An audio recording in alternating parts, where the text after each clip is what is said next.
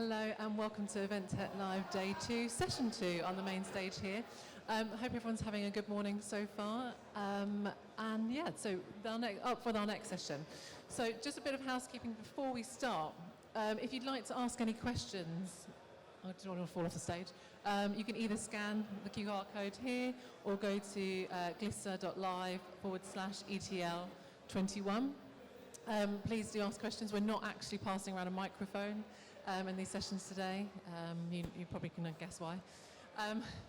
Today's next session is called Tech to Streamline Event Operations. And I'm going to hand over to Dan Asser, who's going to introduce a panel discussion, something I think is very pertinent as we get back to live and virtual events. So over to you, Dan. Thank you so much. Hopefully everyone can hear me. So thank you to everyone watching live here at Event Tech Live and also virtually and on demand. So I'm going to introduce my panelists, and we're going to be talking about using tech to streamline the event operations function. First, to my left is Adam Jones. Adam is I've got here, serial event tech entrepreneur. And you founded your latest and most recent venture, Fair, last year. And the Fair's online platform automates the management of exhibitors' information and orders. So welcome, Adam. Thanks, Dan. We have the lovely Rebecca Davis, who's an events ops professional with several years' experience, and you've been at former exhibitions and most recently at Clarion Events. So welcome, Rebecca. Thank you. We were going to have Marissa Beckman, but COVID has struck down a family member, so unfortunately she's not going to join us. We'd like to, the people that are in the audience, it'd be great just to before we start off, get a show of hands. Is anyone here from an exhibition organiser? No exhibition. Yep, one exhibition organiser. And what about the tech function within a business? Can you just put your hand up? Thank you. And what about any ops professionals? Any ops professionals? Okay. So thank you. It's always useful to know who's in front of us today. So the inference in the name of the discussion today, i.e. using tech to streamline operations, suggests that the operations function maybe is not fit for purpose the way that it's done at the moment. Just want to bring that to life. I'm going to come to you, Rebecca, first. In your day-to-day, can you just sort of espouse some of the challenges that you're facing from an operational perspective? So we don't tend to have like a household name for a platform that kind of serves the operations function. So we're kind of constantly relying on about 10, 20 tools and sort of botching them together. The kind of other issue that we have is we are kind of constantly playing piggy in the middle, because we've got the sales team with their kind of big platforms, you've got the marketing teams with their big platforms, and operations tend to constantly just be pulling and sifting through data, uploading it to other tools. It's so admin heavy, so time consuming, and lots of room for human error as well. Sure, absolutely, thank you. And Adam, you, in a recent article, which I think was in Exhibition News, suggested that show organisers need to adapt or die now when it comes to exhibitions. Just bring that to life. Why do you hold that view? So, not the organisers themselves, just events. Yeah. I'm genuinely concerned for the future of events if we don't change. I think we have to become more digitally focused, because brands that have exhibited have experienced something else during COVID. They've experienced virtual events and how streamlined it can be and how cost-effective and sustainable it can become. And I fear that if we think that we can return back to what we were like 2 years ago, then those exhibitors will stop exhibiting, because it's costly, it's unsustainable, it's a pain in the arse. And that's kind of fundamental. If you make it too hard for an exhibitor to exhibit, what are they going to do? They're going to stop exhibiting. Sure. I think we could say pain in the arse. It's sort of pre-watershed. Past 9 o'clock. Yeah, absolutely. So talking about exhibitors, and I'm sure obviously there are a number of people in the room here, and we've all heard, and I used to work at an event organiser, and there's a lot of frustration that goes on to onboarding exhibitors, lots of paperwork. Coming to you, Rebecca, Do we make it hard as an industry for exhibitors to exhibit? And if so, what do you think we need to do to change that? Yeah, it's very hard. I'm from the exhibitions industry and I wouldn't want to exhibit, to be honest. It is, yeah, we make them jump through so many hoops. We make them try and read a 60-page manual of language that they don't understand. Sure. And tell them that they've got to do things by deadlines and chase them, but not give them the correct information. There's no wonder that the experience just isn't as high as it needs to be, and it comes back on customer service every time. Sure, and it's almost like it's a one-size-fits-all approach. We send out a manual typically, and people obviously have to sift through that. Same question to you, Adam. I think you're going to suggest, yes, we do make it hard for exhibitors to exhibit. In your view, what do we need to do to challenge that and change it? So I left a pretty nice, secure job at Freeman because I felt like I couldn't change the way we were doing things unless I did that. So I've exhibited, I'm exhibiting today, I've gone through the rigmarole of doing that, and I kind of want to practice what I preach. So I decided when I left Freeman to start Fair and a company called Venn Media, which is an event organizer. We run a show called London Dessert Festival, and I didn't want to just build a tech firm. I wanted to build a tech firm that I could apply to the show that we were running to make sure that I could prove the concept and be the first user and user of my own tool, because I can be critical about it and adapt and improve it. And the reason for doing that is just because I wanted to make that journey better. I could see an opportunity. And I think a lot of people accept rubbish service. A lot of people go in and I think it's quite a British thing. You have a meal and someone comes along and says, "How's your meal?" And say, "Yeah." But we still pay the service charge. Yeah, it was a terrible meal, but hey. But that experience for exhibitors is so complicated, and the software products that are out there previously were overcomplicated because it was layers of information over layers of information, and nobody's ever looked at building a product with the end user in mind, i.e. the exhibitor in this situation. Sure. They've looked at the organizer benefit, the supplier benefit, and I've taken a different approach. So if it benefits the exhibitor, then ultimately it'll benefit the organizer. But that was our primary goal. Sure, and I guess it comes down to a customer-centric approach. And Rebecca, you mentioned this before, and obviously Adam, your business is built on that. How do we go about putting, it seems like an obvious thing to say, but how do we go about putting the customer at the centre of the ops function? What sort of things do you think we can be doing to achieve that? Yeah, I think at the moment we're just not giving ourselves enough time. We are so bogged down in paperwork and admin that we're not walking through customer journeys. We're not understanding the audience. We're not taking time to create an environment that suits the different personas that are coming on site. And we've also got two customers as well. We've got the ones who are visiting our shows, our delegate sponsors, and then we've also got our team as well. And we don't even give enough time for our team. Sure. The sales, it's a running joke in the industry, but how many times does a salesperson ask a question to the operations team and they just say, "Look in the manual, you've got it." And I won't That's be a happened team many player. times in my career. Yeah. And it's not fair. It's not fair on anyone. And the simple fact is that it's got to happen until we improve our systems and until we make our lives better, we work smarter. So in coming back to tech as a potential solution, obviously there are lots of products, platforms out there for sales and marketing. And typically, and in my experience, and Adam, you'll probably back this up, it's then the purchasing is done as a silo. So, if the commercial team or the trading floor of an exhibition organizer wants a new system, they might get Salesforce in or another. And then, if marketing wants something, they then have a conversation.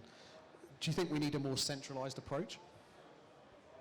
I think so, and I think it's distribution of budget is imbalanced at the moment. And when I ran Show Plans, which was a floor plan company first and foremost, the only way I could sell that product was to spin it to become a sales tool. Sure. Because if I spoke to an operations person about paying for a floor plan, they would laugh at me because we have this Yeah. 20-year-old ridiculous decision by someone at OPEX or someone at Melville to just give away floor plans. And once you give something away, it's very hard Sure. to change that and switch it back. So we're kind of in a dilemma where the operational tools are just almost valueless because they've been given away by someone 20 years ago and turning that back around. So the strategy I had with show plans, turning it into a sales tool, allowed me to talk to the sales team who have budget and then get the operations team to tick the box on the operational needs, which seems a little, that was the only way I could sell the product, but I shouldn't have had to have done that. I should have been able to provide a tool to the operations team that makes their job easier. We were talking about it earlier about the chicken and egg. If the teams don't adopt tools that automate the processes, then operations people will always be busy. They'll never be reduced. So they kind of need to make the time to find the tools that are going to allow them the freedom and pay the money for them. Sure, and I think there's also an incentive from an organisational level, potentially, Rebecca, in terms of making sure that the efficiency to order from an exhibitor perspective is much better, and then also there's an opportunity to get incremental revenues, I guess, as well. If it's done from that point of view. So I think, Adam, you mentioned this before in our pre-chat, like IKEA or Amazon, or how do we keep the money circulating within our ecosystem? I don't know, Rebecca, whether you've got sort of a view on that in terms of providing incentives to achieve change. Yeah, definitely. We need to keep it in our own supply chain, and we've been hit over the last 18 months, so we're all protecting each other at the moment. And there is lots that we can do. We just don't find the time. We don't look from a customer point of view. And then we're just shocked at the end when the NPS score comes back saying that the pre-event experience wasn't great. Sure. We've just got to sit down. We've got to take a backward step and take a holistic view on how we incentivize and improve that. And again, coming to you, Rebecca, should we consider having a central hub of information about venues and procedures? Because, if, at the moment, if Excel or Olympia or another venue decides to, or they change something that's happening, whether it's a loading bay or delivery instructions, they just send it to each organiser, but there's no central sort of information hub. Do you think that would be useful? What part can suppliers play in this? Yeah, definitely. And I mean, if venues, for example, a venue does change things, a lot of the time it does actually just come out in conversation. So you're Sure. relying on having conversations. There's not a clean, streamlined communication for these things being updated to all organisers. And yeah, a hub with all of that information that is fed through onto a system so that we're not having to constantly go out looking for that information would be really good. And we need to stop being competitive with each other as well. It's factual information. We're not adding our own organiser spin onto anything, so it needs to be available. Sure. Would you concur with that, Adam? And from an operational team perspective, would it be useful for the industry to have a central hub? Yeah, so with our online manual builder, you can spin up a brand new show based on previous data. So you can copy data from another show. So you're not having to build a manual from scratch or copy and paste everything over and over again. Sure. But the extension to that is to allow us to actually have a manual builder where you choose your venue, which pulls down the operational components of the venue's regulations. So you can build these things up very quickly. But what it means is if one person, like a Marisa Beckman, for example, manages the NEC and the Excel's regulations in a central place, that then feeds out to every other system and automatically updates it, which is very simple to do. Sure. And in terms of the current tools that you might use, Rebecca, and your peers might use, what place do you think automation and integration has within the ops function? Means everything. Yeah. Because we are constantly botching systems, and we're constantly, as I said earlier, playing that middleman between different systems. So we have to rely on things like Zapier or Automator, and and again, there's lots of products in Microsoft Office Suite, like Power Automate, AI Builder. All of that is there at our disposal, that we're still having to use and botch and try and manipulate. But again, that's time consuming, and no one wants to really play with these things. The other issue we've got is security as well, because for working for large organizations, their security teams never pass these tools like Zapier, and yeah. Sure. And I guess, Adam, you know, if we don't implement tech to solve these issues, then obviously human error is going to play a big part. I guess, you know, people in the audience that are watching have, you know, had some horror stories of that happening. Yeah, I think it comes down to sources of truth, and I think integrations help with that. So if the CRM is your source of truth and there's a mistake in that source of truth, then it flows through to every system. But that's easier to manage, because if you change it at the source of truth, then it changes everywhere else. You've got one point of failure rather than many. So I think data flow is really important. I think as a tech provider, the interesting thing about integrations is someone will ask me, can you integrate? And the answer is always yes, but you've got to take a step back and think about what exhibitor journey you want to create first. So start with the journey of the user, and then the technical integration can then kind of come secondary. But once you know what you're trying to achieve, that's your starting point. Sure. Just a reminder, everyone that's here and watching live, if you have a question for the panel, please do put it up.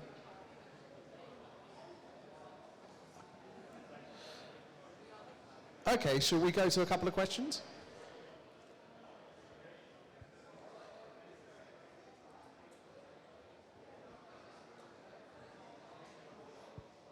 Just a natural pause while we wait for some questions to come through.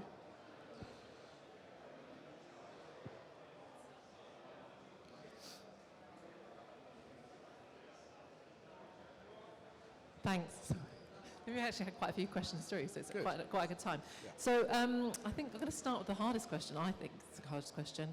Can exhibiting in today's society still be beneficial as pre-COVID? If not, how can we ensure it's still as beneficial as it was before? That's quite a big picture question, isn't it, that one? Yeah. Oh, here we go. I've forgotten the beginning of it. Can exhibiting in today's society still be as beneficial as pre-COVID? Who wants to take that one?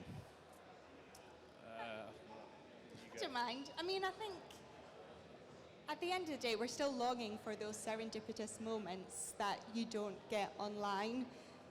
Online is great. There's the analytics, there's the sustainability goals that people don't have to travel to attend. And so there's a place for both, but yeah, face-to-face still has a place. But we need to make sure that we are adding value to our customers every step of the way, and we need to give them a reason to go down to that show, to travel, to spend that money on hotels, to spend that budget on something that is a lot more costly than just a Zoom call. And that's why ops need to keep making themselves customer focused. To add that value and make them have a reason to get down to those halls. Adam, same. Yeah, similar. I love events. I love live events. I wouldn't be in this space if I didn't. And I see the value in them. I see the opportunity. Basically, what you're doing is superpowering your marketing message. You're getting someone else to bring thousands of people into an event to come and see you. And the value for money in putting people in front of you is huge.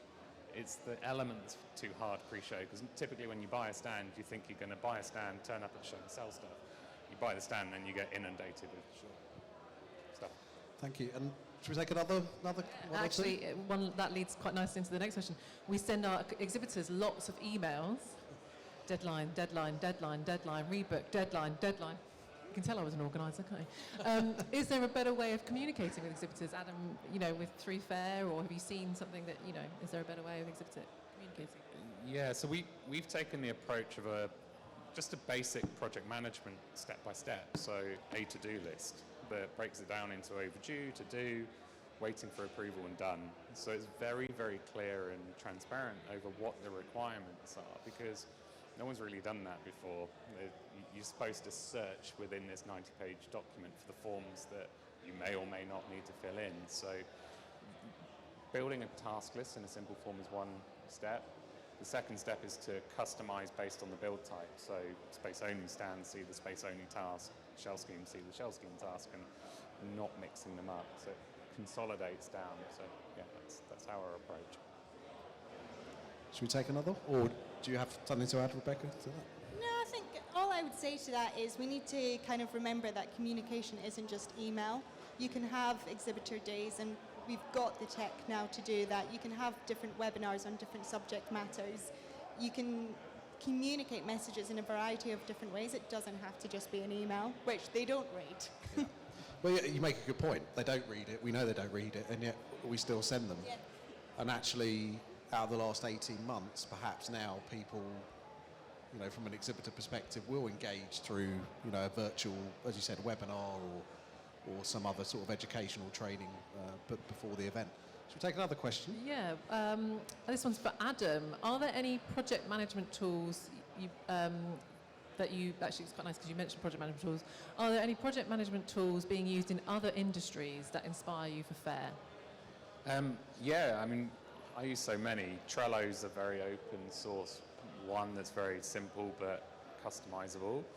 But I use Jira on a day-to-day basis, managing the development team, and that's powerful. I mean, that's huge. I think that's too powerful for this industry. Actually, what we're trying to do is make something. Well, there's a saying: it's very easy to make something complicated. It's very complicated to make something easy. And that's what we're trying to achieve here. If we put Jira in front of an exhibitor, it would blow their mind. But for a development team, it's great. But there's elements of Jira that are beautiful that we've tried to extract. We've also taken the approach of a design-first methodology, so it saves us time, so we can develop something, try it, and then change the design if it doesn't work, rather than redevelop it, which is really expensive.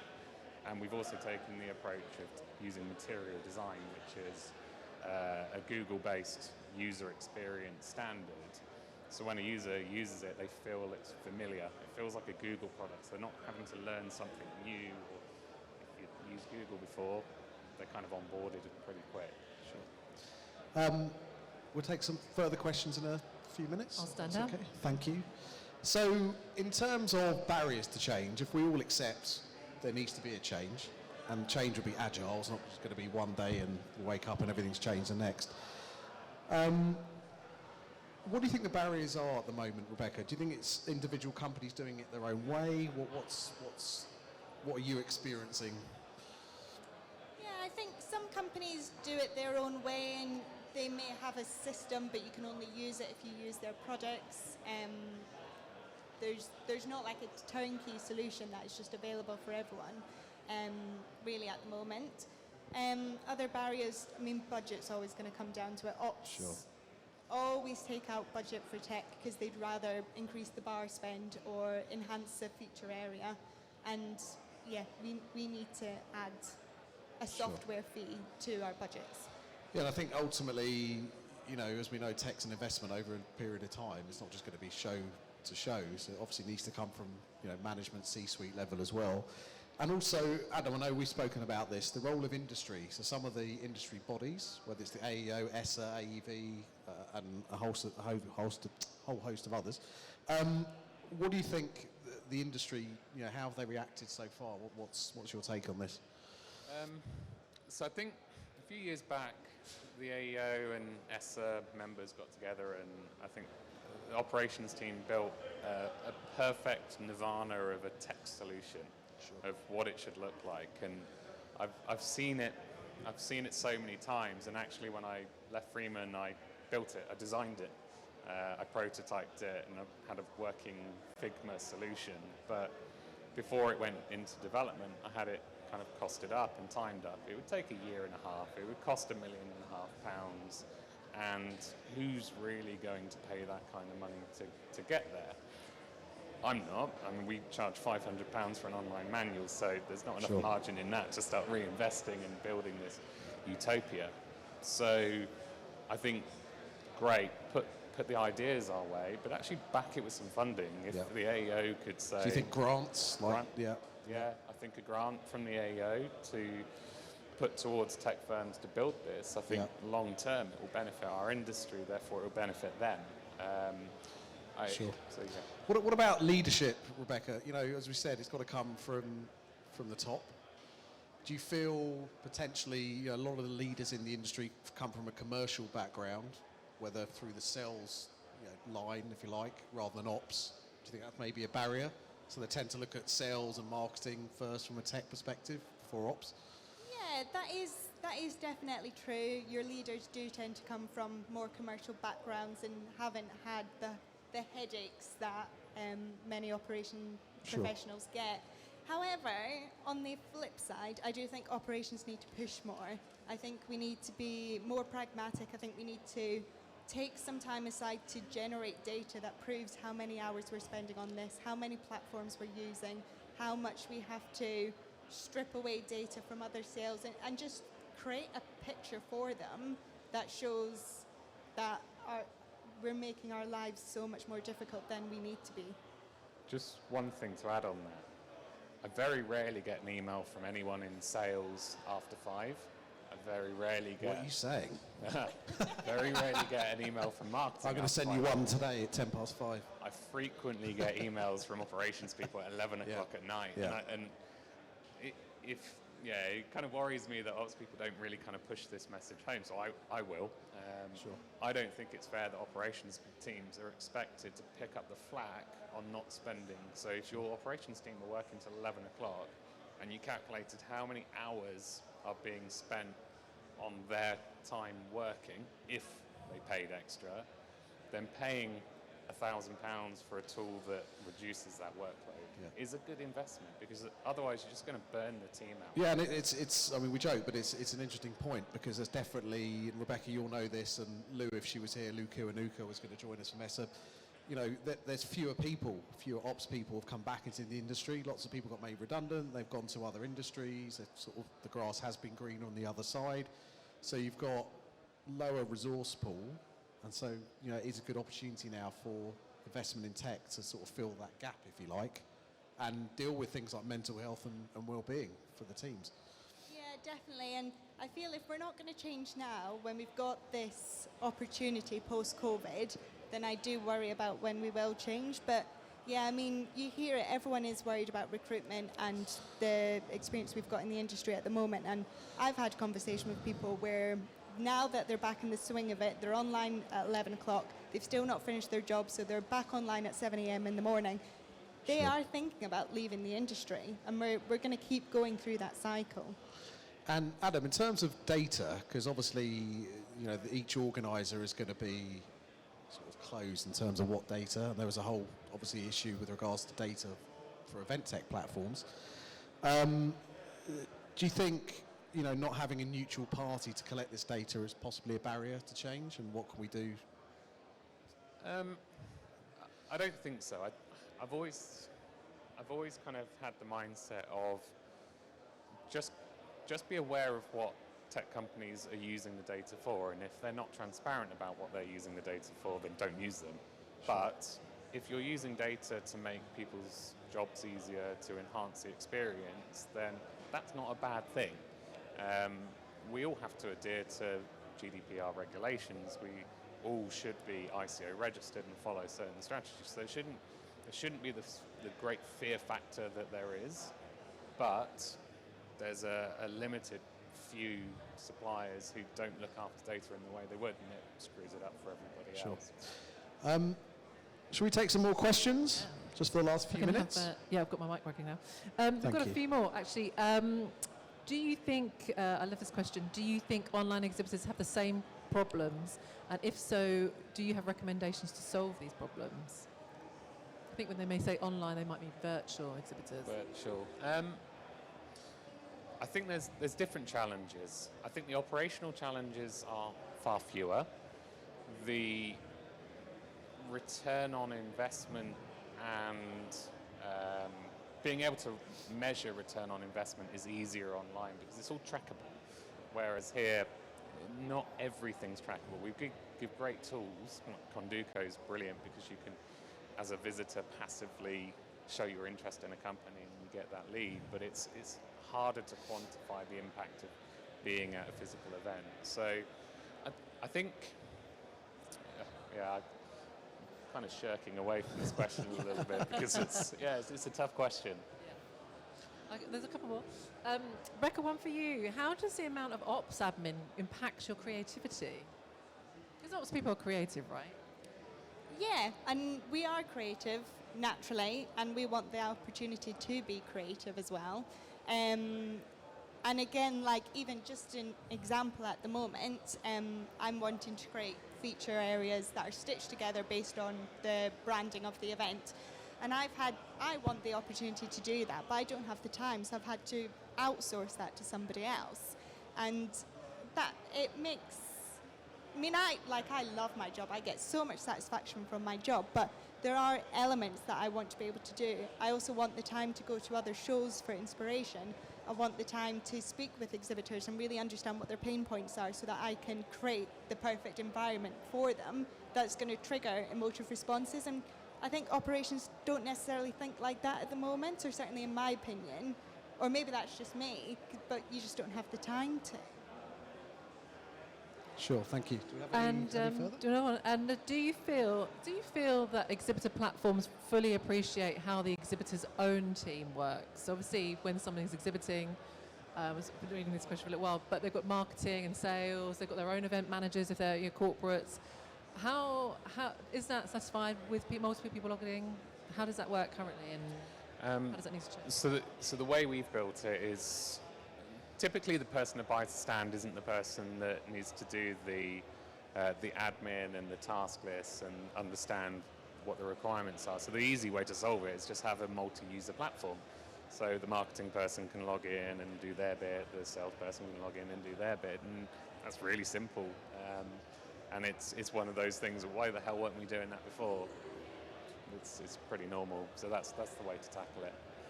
Sure, and I guess then there needs to be more collaboration with the exhibitor community, or with your exhibitor community, depending on the industry that you work within. Would you say that? So obviously can't just be the organisers, can't be internal.